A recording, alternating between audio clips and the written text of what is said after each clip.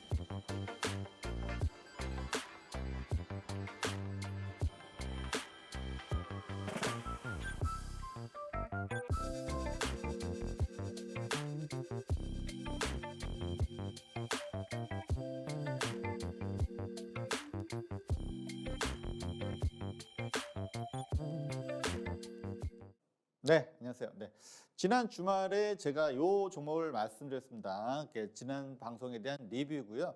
그래서 이제 지난 주말에 그 카카오페이가 굉장히 급등세를 나타냈습니다. 그죠? 거의 상한가까지 갔었고요.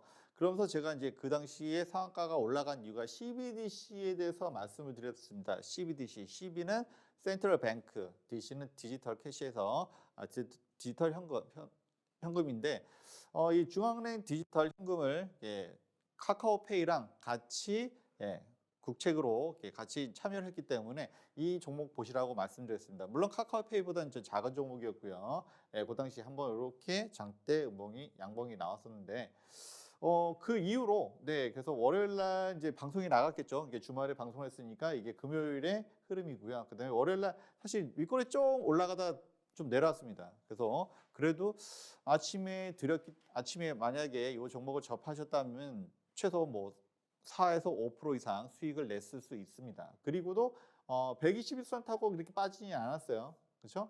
제가 항상 급등하고 난 다음에 며칠 더 보라고 이렇게 말씀을 드립니다. 근데 이건 월요일 날 급등이 나왔다가 조금 윗골이 달고 좀 빠지는 상황이었는데 그 이후로는 120선에서 유지를 해줬습니다.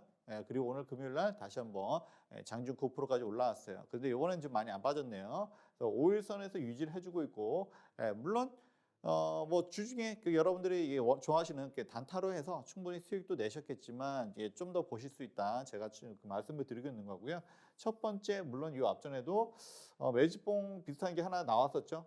네, 그런 다음에 여기서 이게 장대 양봉, 그 거래량이 실린 장대 양봉 한번 나왔었고, 그 다음에 거래량 크지 않은 이렇게 거래량이 좀 줄어들면서 또 오늘 한번 이렇게 급등이 나왔습니다. 그래서 이런 종목 이렇게 앞전에 비해서는 많이 내려왔죠. 그래서 최근에 제가 낙폭 과대주로 보자라고 말씀드렸고 지난주에는 분명히 성장주로 보자라고 또 말씀드렸습니다. 그래서 근데 이제 주중에는 사실 이렇게 그 강한 모습이 아니었는데 오늘 9%까지 올라갔습니다. 그렇지만 보시면은 이제 그렇죠? 역배열에서 정배열로 바뀌어가고 있고 이제 시작이다. 그리고 아까에서도 말씀드렸지만 CBDC, 그렇죠? 중앙은행 디지털 캐시 현금 요것이 좀 더 이슈가 된다고 하면 언제든지 한번 좀 올라갈 수가 있고요. 요즘 최근에는 제가 이제 재무 구조 이제 이런 거 많이 보고 있습니다. 그래서 아무래도 이제 고금리 시대가 조금 더 오래 갈 것으로 보이기 때문에 역시 이런 부분도 좀 체크를 해야 되고요. 분기 보고서나 여기서 손익계산서에 보면 영업이익 또는 단기순이익 이런 거를 확인할 수가 있습니다. 그래서 제가 그런 부분 보고서 위험하지 않다, 나쁘지 않다 이런 거 일단 먼저 보고요.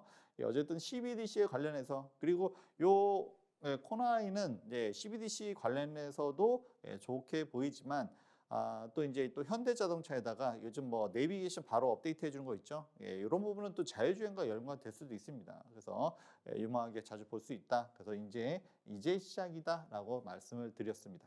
네, 그래서 이번 주에 좋은 퍼포먼스, 좋은 이렇게 흐름이 나왔었고요. 그래서 앞으로도 이어질 가능성이 높다 한번 말씀을 드립니다. 그래서 좀 관심 있게 한번 보시고요. 그리고 이제 주말이죠. 지금 여러분들 이제 주말에 보시게 되는데, 근데 금요일에 그 건설 기계가 유난히 강했습니다. 요번 주 내내 사실 코스피 지수를 보면은 계속 음봉 파란색이 연결했어요. 그렇죠? 그랬는데 금요일 날 건설 기계가 급등을 합니다. 그래서 왜 건설 기계인가? 이 부분 짚어드리고, 그래서 이것이 물론 여러 가지가 있습니다. 여러 가지가 이유가 있는데 이유를 알면 그렇죠? 시장이 어떻게 대응하는지가 알 수가 있겠죠. 그래서 제가 시장의 흐름을 아는 것이 굉장히 중요하다라고 예전부터 눈에 계속 말씀을 드렸습니다. 그래서 이제 뭐 건설기계 그죠, 중장비라고 보통 얘기하죠. 현대 두산인프라코어, 여러분들이 제일 많이 하시는 두산인프라코어가 6.33%로 장을 마감했네요. 그리고 또 요즘 최근에 현대건설기계 여러분들 우크라이나 재건주로 해서 많이들 알고 계시죠? 요거는 12% 거의 13% 가까이 마무리했습니다. 그리고 현대 에버다임, 그래서 현대건설기계보다는 조금 둔하긴 합니다만 요거는 1.4%. 그다음에 제가 예전에 요 종목을 많이 말씀드렸었죠. 두산바켓.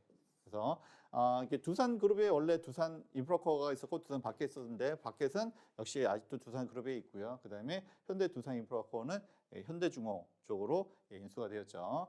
그리고 여러분들 뭐 테마주 좋아하시니까 데모, 그죠? 해인 뭐 이런 종목이 있었고요. 그다음에 SY, SY는 어제도 굉장히 그러니까 목요일도 굉장히 급등했습니다. 그때는 그동안 이제 SY는 우크라이나 재건주로 우리가 보통 알고 있었는데 이게 네옴시티에서 모듈러가 갑자기 관심을 받으면서 급등을 했었습니다.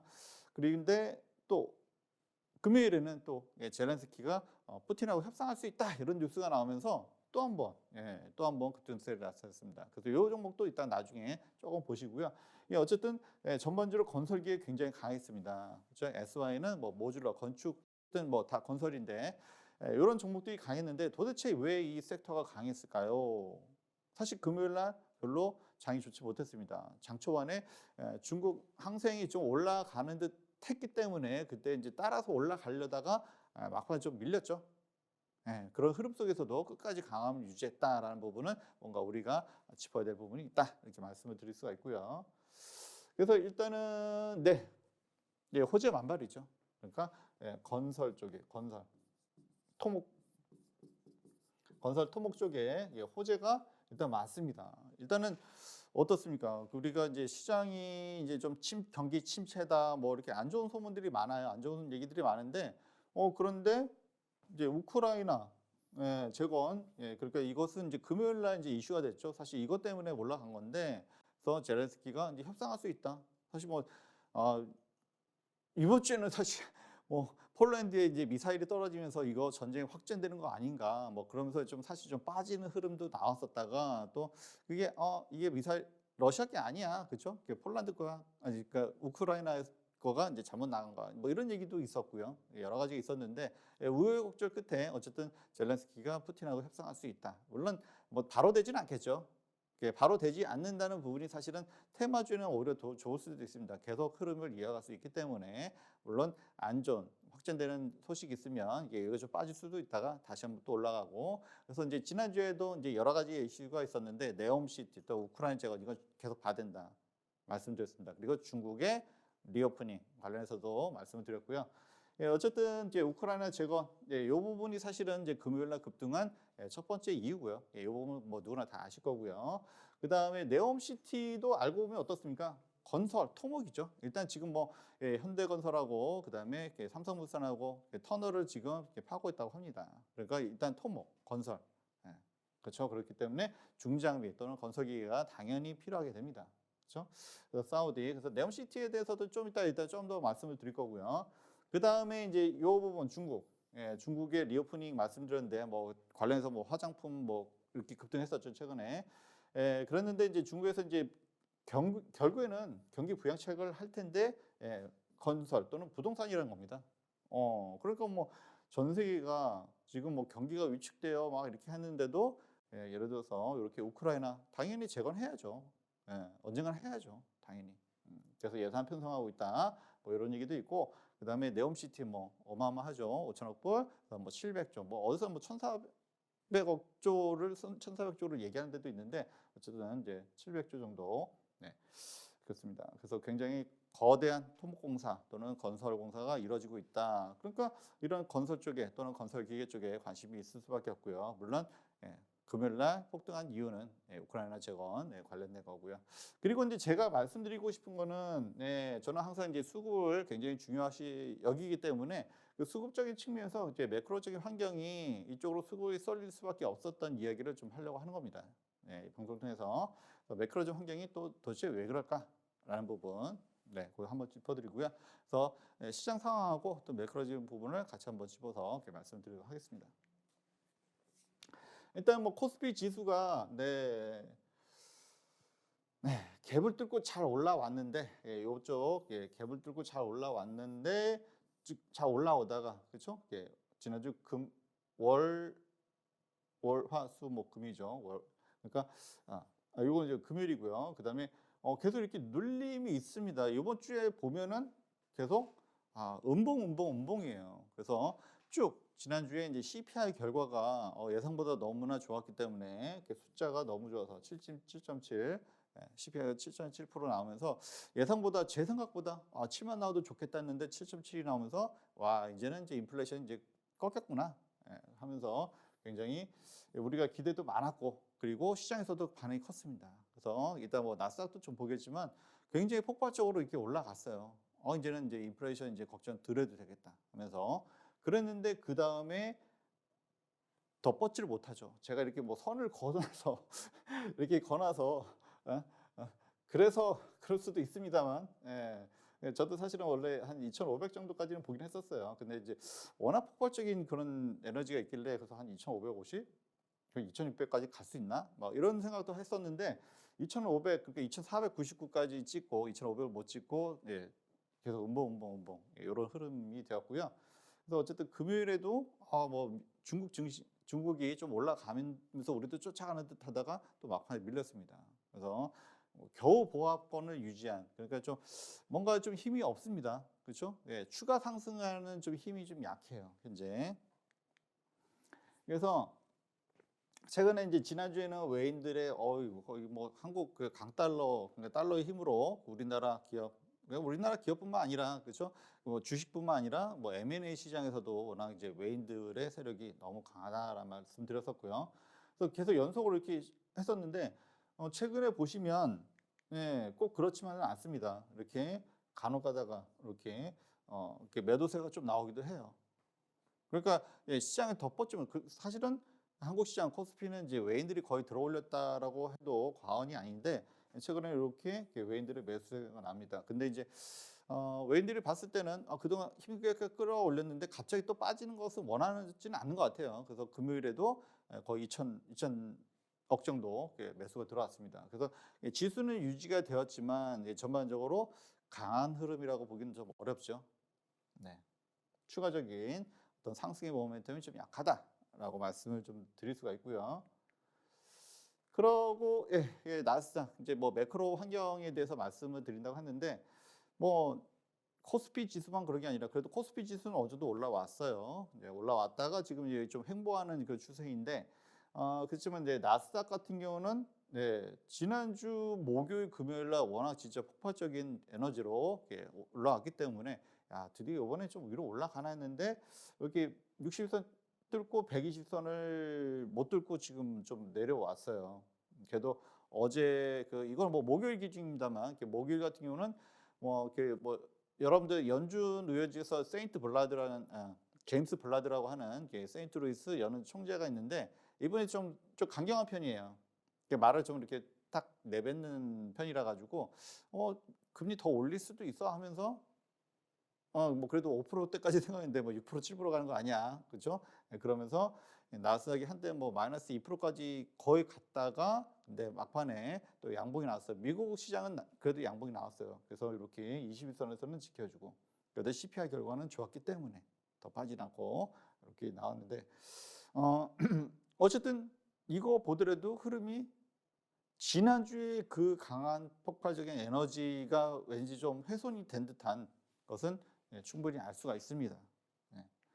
그래서 지금 뭐 다우 지수는 그래도 좀 어느 정도 괜찮아요. 굉장히 오래된 그런 30개의 기업들은 그래도 나쁘지 않습니다. 근데 S&P 같은 경우도 그래도 여기도 그렇게 나쁘지는 않아요. 그래도 이제 베이스선을 유지해줬고 나쁘지 않은데 나스닥은 아직도 좀 약한 모습을 보여주고 있습니다. 그래서 제가 이렇게 뭔가 시장의 변화가 있으면 뭔가 성장주라든지 이런 섹터가 좀 이렇게 좀 지난주에 사실 그 말씀을 좀 드렸었거든요. 그래서 그런 종목들이 강하게 치고 올라가다가 좀 한풀 꺾였죠. 도대체 왜 그럴까요? 네. 그래서 일단은 뭐 지금 최근에 가장 또 중요시 봐야 될 것이 뭡니까? 국채금리 수익률이죠. 그래서 10년물은 그래도 고점 대비해서 많이 꺾였어요. 그래서 CPI가 이렇게 7.7 결과가 이번에 좋게 나오면서 7.7 그러면서 이렇게 좀 국채금리는 좀 이렇게 많이 꺾이는 모습이고, 네, 이거는 뭐 다우나 S&P 좀 비슷하죠. 거꾸로 보시면 될 것 같고, 그리고 네, 달러 인덱스도 고점 대비해서 많이 내려왔습니다. 달러 환율도 사실 뭐 많이 우리도 내려왔죠. 1,300원 초반대까지 내려왔다가 어제 위안화 때문에 살짝 사실 또 올라가긴 했는데 어쨌든 간에 달러 환율도 많이 좀 안정이 됐습니다. 그래서 이런 걸 봤을 때는 여기는 그래도 비교적 안정적으로 좀 이렇게 되어 가는데 왜 나스닥하고 그렇죠? 우리나라도 뭐 코스닥보다는 사실은 코스닥이 안 좋죠. 코스닥이 안 좋죠. 도대체 왜 그럴까요? 그래서 제가 뭐 주중에도 지난주에도 사실 요거 말씀드렸는데 비트코인 가상화폐 네 이쪽이 FTX 여기 파산으로 사실 여기 하나만으로 끝날 것 같으면 벌써 이게 진정이 됐었어야 했어요. 근데 이게 사실은 이제 금융시장에서 시장에서 제일 안 좋아하는 게 불확실성이라고 말씀드렸어요. 불확실성. 뭔가 확실하지 않다는 겁니다. 네, 확실하지 않다는 거예요. 그러니까 요거 FTX 파산한 걸로 끝. 그러면 이제 정리가 일주일이면 돼야 되잖아, 그죠? 근데 이제는 물론 여기 요거 비트코인은 그래도 횡보하면서 좀 안정을 보이는 듯한데, 근데 뉴스가 자꾸 나와요, 뉴스가. 그래서 여기뿐만 아니라 다른 거래소도 파산할 위험이 있다라는 뉴스가 끊이지 않고 나오고 있습니다. 그래서 이게 어디까지 가느냐가 일단은 관건이다. 그러니까 이게 불확실성이 어느 정도 해소가 되어야 되는데, 근데 불확실성이 남아 있다는 거예요. 그리고 우리가 모른다는 거예요. 그러니까 가상화폐에 대한 어떤 그동안의 규제가 많지 않았기 때문에 이게 금융기관인지 금융기관이 아닌지 애매한 게 많죠. 솔직히 저도 많이 모릅니다만 시장이 잘 몰라요. 이 부분이 어떻게 연결되는지 모르기 때문에 그게 불확실성으로 남아 있다. 그렇기 때문에 우리 이제 성장주가 사실은 이제 CPI가 좋게 결과가 나오면서 이렇게 쭉 뻗어 올라가야 되는데 그 부분이 좀 약해진 거죠. 어떤 그런 부분에서 나스닥이라든지 이런 부분이 쭉 뻗지 못하는 부분이 그래서 보시면은 다우에는 가상화폐 관련된 종목이 없어요, 아예. S&P에도 거의 없을 거예요, 그죠? 근데 나스닥에는 그런 종목이 좀 있거든요. 연결이 어느 부분 간에 되어 있고, 그리고 이제 거래소도 거래소지만 이제 가상화폐를 매개로 해서 대출이 이루어지고 이런 부분이 조금은 이제 좀 우려하는 부분이 있어서 사실은 저도 이런 걱정이 진짜 쓸데없는 걱정, 보통 기우라고 합니다. 그래서 기우였으면 좋겠지만 어쨌든 불확실성이 남아 있기 때문에 시장이 강하게 뻗지 못하고 있다. 이렇게 좀 말씀을 드릴 수가 있고요. 그래서 이제 네, 이렇게 해서 바이낸스, 코인베이스, 그래서 여기 말씀드렸고, 그리고 뭐 제미니라고 하는 곳이 지금 이제 조금 그쪽도 지금 뉴스가 나오고 있습니다. 그래서 이제 이게 어디까지 연결돼? 그러니까 여기도 마찬가지예요. 그래서 거래소가 이제 상위가 뭐 이렇게 크게 흔들리지 않는다고 하면, 그래서 아무래도 뭐 우리가 증시나 이거보다는 여기가 시총이 크지는 않을 테니까, 그래서 큰 문제는 안 되겠지만, 그렇지만 어쨌든 자꾸 이야기가 나온다는 부분이 뭔가 조금 우리가 좀 그런 거 있잖아요. 좀 찜찜함이 있다라는 거죠. 도대체 어디로 터질지 모르니까. 그래서 저도 이것이 진짜 쓸데없는 걱정이었으면 좋겠다라는 말씀 좀 드리고요. 그래서 어쨌든 이런 부분은 제가 그래서 이번 주까지 한번 보자, 이번 주말까지 한번 보자. 그래서 그 다음에 시장에 방향성이 생긴다. 어느 정도 이 부분이 악재가 좀 해소가 되고 진정이 돼야 된다. 그 말씀을 좀 드리고 있고요. 그래서 뭐 국내 거래소도 있습니다. 빗썸, 그렇죠? 업비트, 코비트, 그다음에 코인원이라고 하는 곳이 있는데 여기 뭐 상장사 관련도 있죠. 그래서 코인베이스 글로벌은 이제 그 거래소 2위입니다. 글로벌. 그래서 지난주 금요일에는 FTX 파산이야? 그럼 우리가 반사이익을 얻을 수 있네 하면서 좀 반등이 나오기도 했어요. 근데 그거로 좀 더 이렇게 좀 빠졌죠. 역시 쌍바닥 흐름인데 역시 불확실성이 있다는 거죠. 그래서 자꾸 이런 이야기가 뉴스가 나온다는 자체가 뭔가 아직 해소가 다 안 됐다. 그렇죠? 우리가 모르기 때문에 불확실성이 있다. 이런 부분 시장이 안 좋아한다. 그렇죠? 그렇기 때문에 우리가 큰 배팅을 하기는 어렵다. 이런 흐름이 좀 되어지는 거 있습니다. 좀 안타까운데요. 어쨌든 이 부분이 좀 해소가 좀 되어져야 우리가 좀 더 시장이 좀 더 강한 에너지가 좀 더 살아나지 않을까. 물론 뭐 12월에도 CPI가 있으니까 그렇죠? 그때도 좀 기대 한번 해볼 수는 있는데 그 전까지 또는 11월 PC이죠. 개인 소비자 지출, 소비 지출 이제 이것도 한번 보시고요.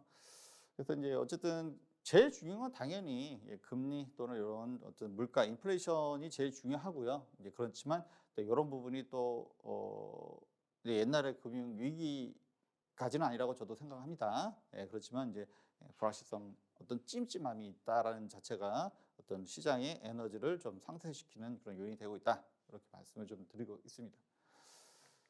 네, 그래서 뭐 우리나라는 뭐 비덴트 그렇죠. 아까 빗썸의 최대 주주인 비덴트 그래서 사실은 뭐 옛날부터 주가 많이 내려서 이쪽 사실 이 부분이 섹터가 좋지 않다는 거죠. 그렇죠? 그래서 최근에 이제 코스피보다 코스닥이 좀 더 안 좋은 흐름이긴 한데 이때도 앞에는 이제 뭐 인수한다 어쩐다 이렇게 했는데 근데 이런 게 좀 명확하지 않다는 게 문제예요.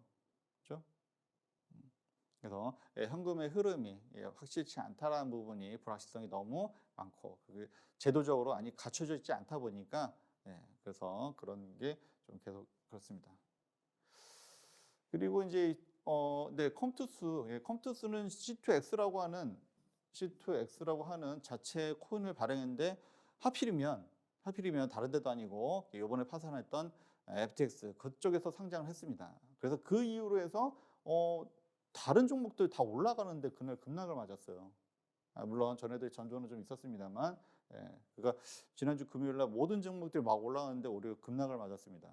12%인가요? 이렇게 12% 급락을 맞았는데 KTFX의 상장을 가상 자체 발행 코인을 했기 때문에 그래서 그 이후로 그 피해는 거의 경미합니다. 그래서 적극적으로 해명을 하고 있지만 강한 흐름은 아직 회복이 안 되고 있죠. 이런 부분이 아직도 정리가 안 됐다라는 것을 말을 해주고 있는 거고요. 그리고 이제 사실은 요번 주에 사실 저도 지난주에도 계속 이제 그 성장주 봐야 된다.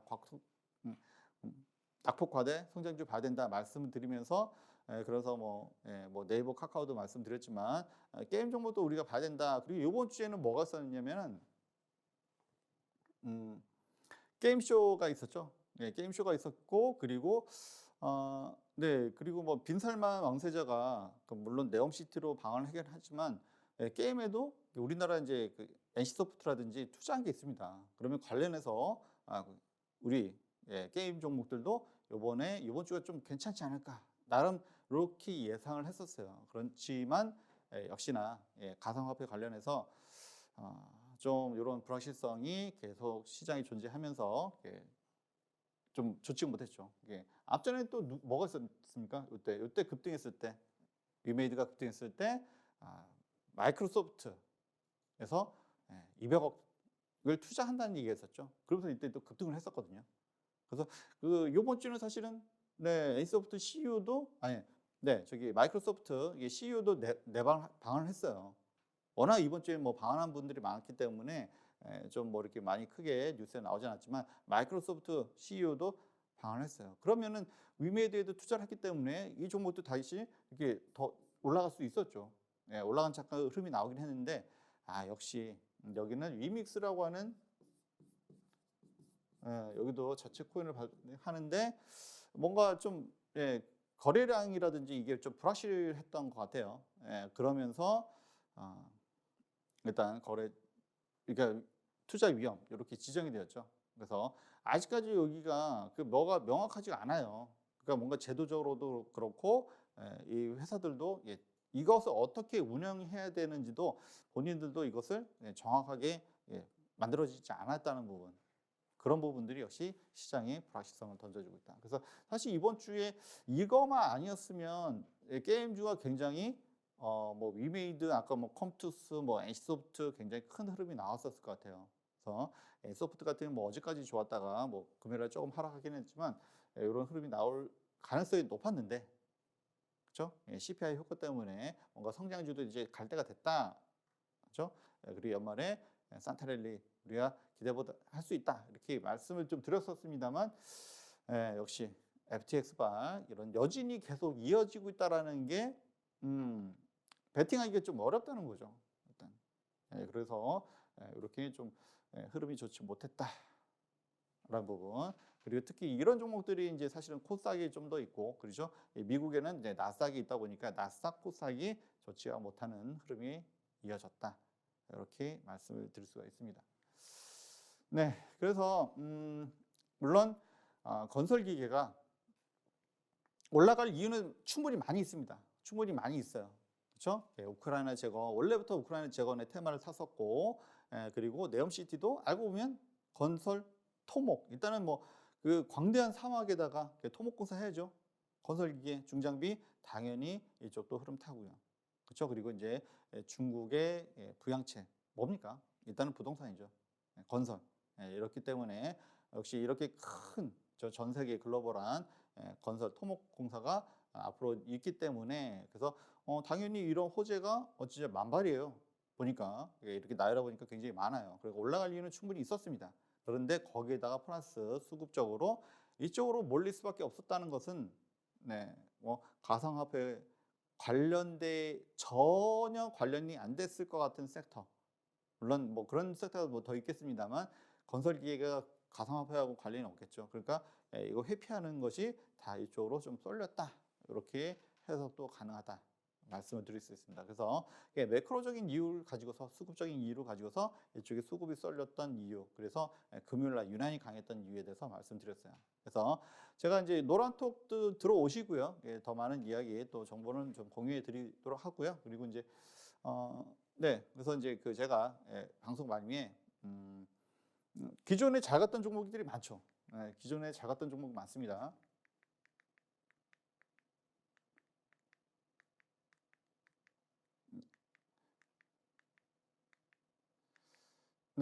그래서 역시 뭐 요즘 뭐 우크라이나 재건주하면 데모라는 종목이 있는데 사실 이 종목은 제가 5,000원대부터 접했습니다. 이게 접했다라고 한 것은 제가 추천했던 종목은 솔직히 아니에요. 제가 아는 사람이 있는데 조금 유난히 좀 잘 모르는 독특한 종목을 잘 찍어내는 그런 사람들이 항상 있어요.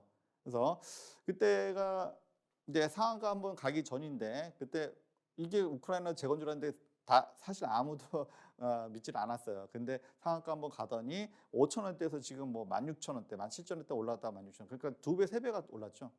그래서 뭐 소형 종목이라서 뭐 그럴 수도 있습니다만 어쨌든 뭐 데모란 종목도 있고 굉장히 좀 흐름이 두산 인프라코어 무거운 종목인데도 많이 올라갔습니다.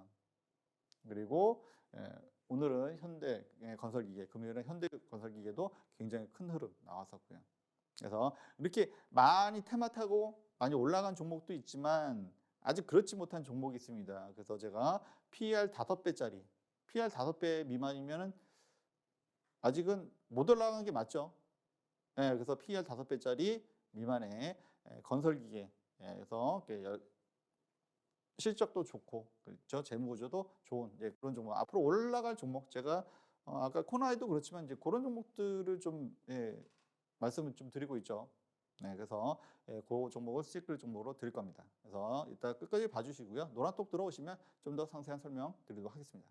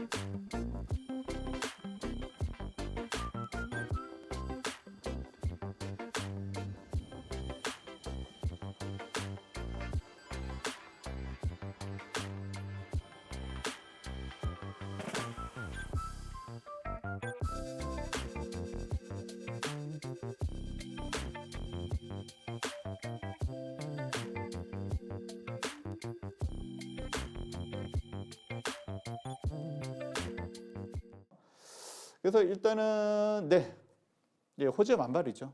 그러니까 건설 쪽에 건설 토목 쪽에 호재가 일단 많습니다. 일단은 어떻습니까? 우리가 이제 시장이 이제 좀 경기 침체다, 뭐 이렇게 안 좋은 소문들이 많아요. 안 좋은 얘기들이 많은데, 그런데 이제 우크라이나 재건, 그러니까 이것은 이제 금요일 날 이제 이슈가 됐죠. 사실 이것 때문에 올라간 건데, 그래서 제렌스키가 이제 협상할 수 있다. 사실 뭐 이번 주에는 사실 뭐 폴란드에 이제 미사일이 떨어지면서 이거 전쟁이 확전되는 거 아닌가, 뭐 그러면서 좀 사실 좀 빠지는 흐름도 나왔었다가, 또 그게 이게 미사일 러시아 게 아니야, 그렇죠? 폴란드 거야, 아니 그러니까 우크라이나 거가 이제 잘못 나간 거, 뭐 이런 얘기도 있었고요. 여러 가지 있었는데 우여곡절 끝에 어쨌든 젤렌스키가 푸틴하고 협상할 수 있다. 물론 뭐 바로 되지는 않겠죠. 바로 되지 않는다는 부분이 사실은 테마주는 오히려 더 좋을 수도 있습니다. 계속 흐름을 이어갈 수 있기 때문에, 물론 안 좋은 확전되는 소식이 있으면 이게 좀 빠질 수도 있다가 다시 한번 또 올라가고. 그래서 이제 지난주에도 이제 여러 가지 이슈가 있었는데, 네옴시티 또 우크라이나 재건 이거 계속 받은다 말씀드렸습니다. 그리고 중국의 리오프닝 관련해서도 말씀을 드렸고요. 어쨌든 이제 우크라이나 재건, 이 부분이 사실은 이제 금요일 날 급등한 첫 번째 이유고요. 이 부분은 뭐 누구나 다 아실 거고요. 그 다음에 네옴시티도 알고 보면 어떻습니까? 건설, 토목이죠. 일단 지금 뭐 현대건설하고 그 다음에 삼성물산하고 터널을 지금 파고 있다고 합니다. 그러니까 일단 토목, 건설, 그렇죠. 그렇기 때문에 중장비 또는 건설기계가 당연히 필요하게 됩니다. 그렇죠. 그래서 사우디, 그래서 네옴시티에 대해서도 좀 이따 일단 좀 더 말씀을 드릴 거고요. 그 다음에 이제 이 부분 중국의 리오프닝 말씀드렸는데, 뭐 관련해서 뭐 화장품 뭐 이렇게 급등했었죠 최근에. 그랬는데 이제 중국에서 이제 결국에는 경기 부양책을 할 텐데 건설 또는 부동산이라는 겁니다. 그러니까 뭐 전 세계가 지금 뭐 경기가 위축되어 막 이렇게 하는데도 예를 들어서 이렇게 우크라이나 당연히 재건해야죠. 언젠가는 해야죠, 당연히. 그래서 예산 편성하고 있다, 뭐 이런 얘기도 있고, 그 다음에 네옴시티 뭐 어마어마하죠. 5천억 불, 그다음 뭐 700조, 뭐 어디서 뭐 1,400조를 얘기하는 데도 있는데, 어쨌든 이제 700조 정도. 그렇습니다. 그래서 굉장히 거대한 토목공사 또는 건설공사가 이루어지고 있다. 그러니까 이런 건설 쪽에 또는 건설기계 쪽에 관심이 있을 수밖에 없고요. 물론 금요일 날 폭등한 이유는 우크라이나 재건 관련된 거고요. 그리고 이제 제가 말씀드리고 싶은 거는, 저는 항상 이제 수급을 굉장히 중요시 여기기 때문에 그 수급적인 측면에서 이제 매크로적인 환경이 이쪽으로 수급이 쏠릴 수밖에 없었던 이야기를 좀 하려고 하는 겁니다. 이 방송 통해서 매크로적 환경이 또 도대체 왜 그럴까라는 부분, 그거 한번 짚어드리고요. 그래서 시장 상황하고 또 매크로적인 부분을 같이 한번 짚어서 이렇게 말씀드리도록 하겠습니다. 앞부분에서는 제가 이제 두 개의 파트로 나눴는데, 앞부분에서는 이제 건설 기계가 강했던 이유, 사실은 좋은 이유도 있지만 안 좋았던 이유도 있습니다. 조금은 여러분이 조금은 어두운 면이 좀 있을 수 있는데, 네, 요 번째 파트 두 번째는요. 사우디에 관련된 내용이고요. 네옴시티 여러분 이번 주에 굉장히 큰 흐름 나왔죠. 그래서 좋은 이야기가 좀 많이 있고, 그리고 제가 이제 사실 저도 이제 말씀을 많이 드렸습니다. 그래서 이렇게 분량을 많이 할애해서 많이 말씀드렸고, 그래서 어떤 흐름이 나왔는지, 그래서 그리고 왜 또 이야기를 또 하는지 또 말씀을 좀 드리도록 하겠습니다. 그래서 제목을 제가 뭐라고 달았냐면 네옴시티, 당연히 우리는 뭐 네옴시티 빈살만 왕세자, 제가 뭐 사진까지 보여드리고 했는데, 사우디와의 상성의 결과다, 이렇게 말씀을 드리고 있습니다. 서로 상자죠. 서로, 그러니까 사우디랑 한국이랑 굉장히 서로 잘 맞는다라는 얘기입니다. 상성. 근데 옛날부터 보면 물론 석유 파동도 있었고, 사우디는 석유를 팔아서 부자 나라가 됐어요. 근데 우리나라 옛날에 70년대, 80년대 우리가 많이 그때는 어려웠죠. 그때 이제 중동 붐이라고 해서 사우디에 가서 건설 현장 가서 피와 땀으로 달러를 벌어왔습니다. 그때부터 벌어와가지고, 그러고 보니까 여전히 사우디는 석유가 많고 사실 우리가 제일 필요한 거죠. 물론 뭐 지금 친환경이다 뭐다 해서 석유를 덜 쓰려고 하지만 아직도 의존도가 굉장히 높습니다. 그 석유를 사우디는 많이 가지고 있어요, 여전히. 그리고 사우디는 뭐가 필요할까요? 이번에 네옴시티의 어떤 컨셉도 보면 석유가 없는 미래에 이 사우디라는 나라를 좀 더 발전시킬 수 있는 방안에 대해서 굉장히 고심한 흔적이 역력합니다. 그래서 친환경, 석유가 없는, 석유를 대체할 수 있는 태양광이라든지 풍력이라든지 수소, 그리고 수소까지, 물론 원자력까지 들어갈 수 있습니다만, 이런 부분, 그리고 미래 모빌리티, 여러분들 뭐 UAM에 대해서 말씀을 좀 드렸었고요. 그리고 요번에 굉장히 크게 올라갔던 게 수소기관차. 제가 이제 그 현대건설하고 삼성물산하고 터널을 파고 있다는 얘기는 했었습니다. 그렇죠? 네, 그래서 이게 어떤 거가 쓸까 했더니 수소 전기차, 기관차 하면서 이제 목요일부터 이제 급등을 했죠.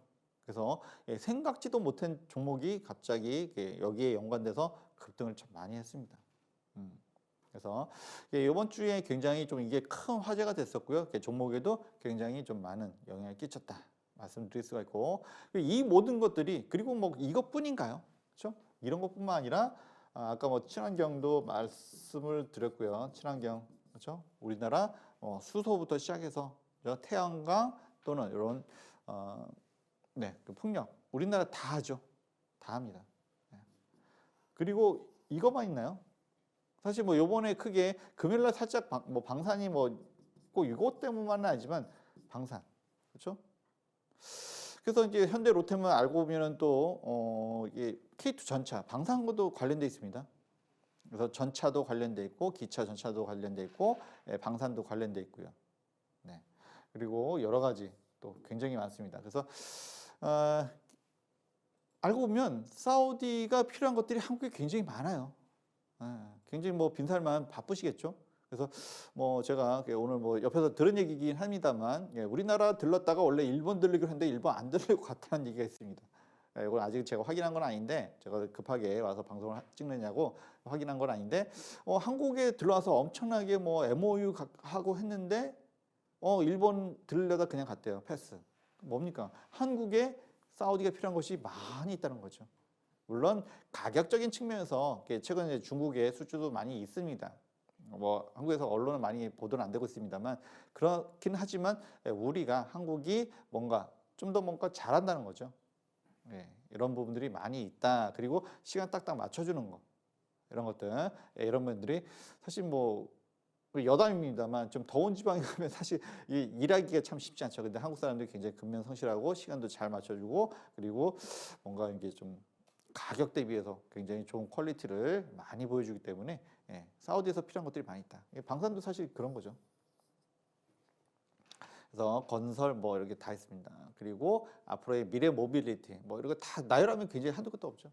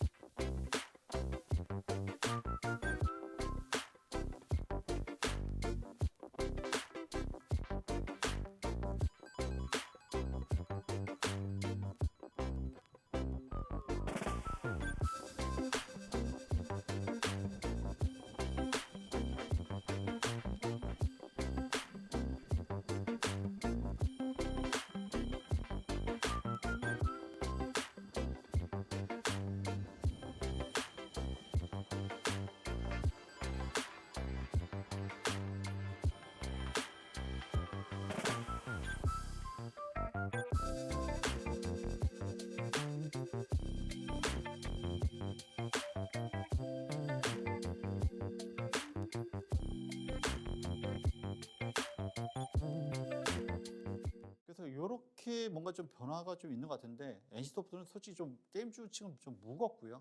예, 그다음에 위메이드는 뭔가 변동성 너무 크고 그러면은 이게 오늘의 제가 이제 드디어 이게 시크릿 종목인데 그 두 가지를 다 할 수 없을까요? 욕심도 많으시니까. 예, 그렇기 때문에 오늘 이 종목을 제가 좀 말씀을 드립니다. 그래서 보통 헤드앤숄더라고 하죠. 바닥 짚고 어깨, 지금 어깨까지 올라왔습니다. 제가 또 이런 종목도 좋아하는데 최근에 이 종목은 한 시총 1조가 조금 안 돼요. 9천억대인데 여러분들 SM 아시죠? SM 엔터테인먼트 거기에 지분을 최근에 4.2%를 취득을 했습니다. 그래서 SM 주주님들은 사실 뭐 좋아하지 않을 수도 있습니다만, SM 지분을 취득해서 왜 했겠습니까? 그렇죠? 게임과 메타버스 그런 NFT 연결이 되죠. 컨텐츠. 그렇기 때문에 요즘 게임 회사들이 재무 구조가 아까 좀 탄탄하다 말씀 많이 드렸죠. 그렇죠? 부채는 낮고 워낙 현금성 자산이 많아요. 그렇기 때문에 투자를 또 많이 하고 있습니다. 그래서 요즘 같은 시대에 투자를 할 수 있다. 성장하면 나중에는 큰 회사가 되겠죠. 그래서 현재는 아직 시총이 1조가 안 되고 있습니다만 1조 가까이 좀 되고요. 그래서 NC소프트와 위메이드 두 가지 절충할 수 없을까요? 라고 할 때 저는 이 종목을 말씀을 드리고 싶어요. 그래서 지금 이렇게 헤드앤숄더 그래서 어깨 부분에 올라와 있고 그다음에 5일선이 21선 위로 올라왔죠. 그래서 상승을 준비하고 있는 모습이고 만약에 어떤 변곡점이 왔어요. 그리고 뭔가 상승할 수 있는 분위기가 된다고 하면 이 종목도 분명히 시세를 줄 거라고 보고 있고요. 그 다음에 시크릿 종목 오늘 두 가지입니다. 하나는 근데 나는 뭔가 한번 팍 뛰는 게 좋아요. 그렇죠? 이렇게 상한가도 한번 가지고 이런 종목들, 그렇죠? 시총이 좀 작은 종목들을 좋아하시는 분들이 있어요. 보통 제가 여러분들 노란톡에 들어오시면 제가 아침에 두 종목씩 이렇게 좀 약간 시총 가벼운 종목으로 해서 변동성 있는 종목으로 단타라든지 여러분들 저는 스윙을 할 수 있는 종목들 두 가지씩 드리긴 합니다. 그래서 사실 뭐 그런 거에 해당될 수도 있는데 제가 오늘 시크릿 종목 아까는 시총 1조 가까이 되는 약간 그렇죠? NC소프트와 위메이드의 중간 정도 되는 종목 그리고 이 종목은 시총 1,000억대예요. 좀 가볍고 그다음에 이 종목은 게임 종목 역시 게임 종목인데 여러분들 P2E 아시죠? P2E. 그래서 게임하면서 돈을 번다라는 거죠. 그래서 이것이 우리나라에서도 이야기가 되고 있는데 그래서 P2E가 나오면 다시 한번 상승할 수 있는 종목입니다. 그래서 이것도 지금 살짝 뭔가 좀 움찔움찔 기대하고 있습니다. 그래서 만약에 다음 주에 시장에 어떤 변동성이 생긴다라고 하면 역시 제가 볼 때는 여러분들 뭐 그동안 뭐 네이버 또는 카카오 뭐 반도체 굉장히 좀 바닥을 좀 기고 있죠. 2차 전지에 비해서 무겁게 내려 있습니다. 이런 종목들이 다시 한번 상승할 수 있는 좀 계기가 되지 않을까 싶고요. 그러면서 이제 그렇다면 여러분들 뭐 예전에 게임 종목들 많이 보신 분들 아시죠? 튀면 한번 튀면 좀 무섭게 올라가는 그런 성향도 있고 그런 거 원하신다고 하면 지금 노란톡 들어오셔가지고요. 그러시면 제가 여러분들 이 종목이 어떤 종목인지 또 말씀을 드리고 그다음에 공략하는 방법들도 당연히 알려드리고요.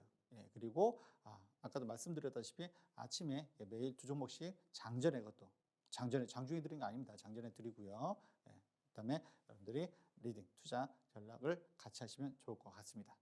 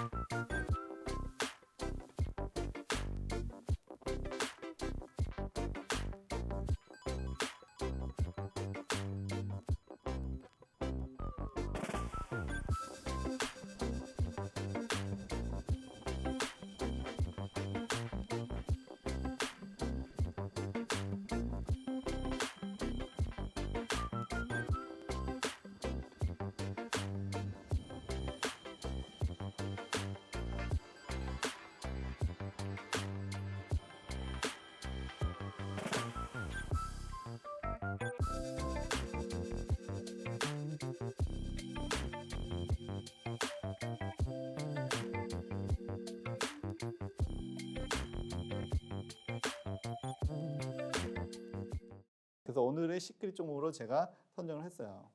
그래서 이 종목 역시 낙폭 과대입니다.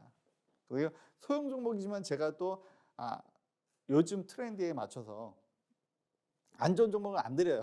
그래도 재무구조 우수하고 실적도 받침이 되는 바탕이 되는 그런 종목들인데 이 종목도 오늘 13%까지 올라갔다가 121선을 뚫었다가 살짝 빠졌어요. 근데 거래량 한번 보세요. 앞전에 한번 또 장대 양봉 한번 있었죠. 여기 그리고 여기도 한번 또 오늘. 그래서 이때는 사실은 이제 시장이 좀 아직은 방향성을 잡지 못할 때였습니다. 그래서 이걸 매집봉이라고 하기는 조금 약해요.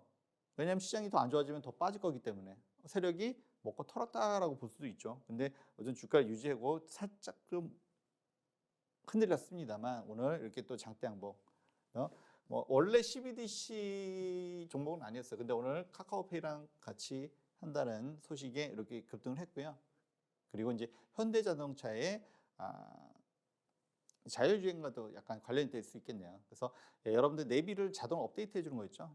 그런 거 합니다. 그렇기 때문에 매출이 현대자동차로 하기 때문에 어떻게 보면 또 자율주행과 연결될 수도 있는데 그렇죠?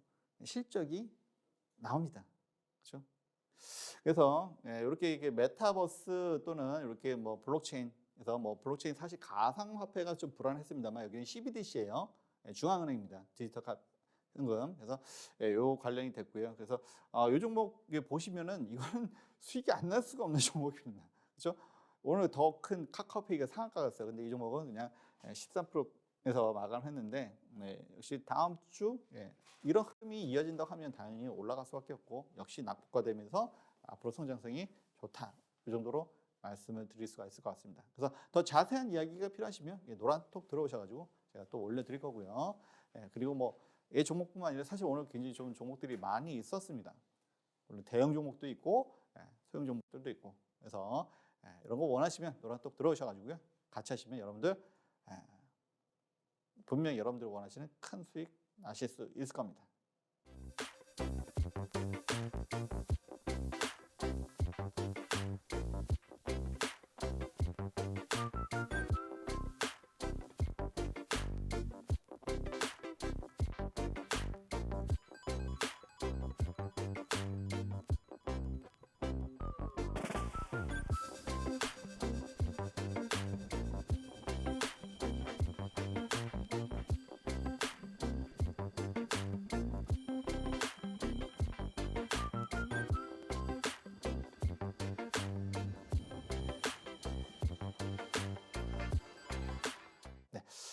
제가 좀 더 예전보다 좀 더 우연하게 이제 팍스 TV 틀었다가 제가 나온 거 보고 이제 들어오셨다는 분도 요즘 많이 계시더라고요. 그래서 뭐 예전부터 알고 계셨던 분도 계시지만 제가 이제 예전보다 훨씬 더 쉬면서 좀 더 연구를 좀 많이 했고요. 사실 분석도 많이 하면서 좀 더 날카롭게 여러분들 시장도 더 확실하게 분석하고 그다음에 투자 전략도 확실하게 만들어 드리고 있으니까 믿고 들어오시면 좋을 것 같습니다.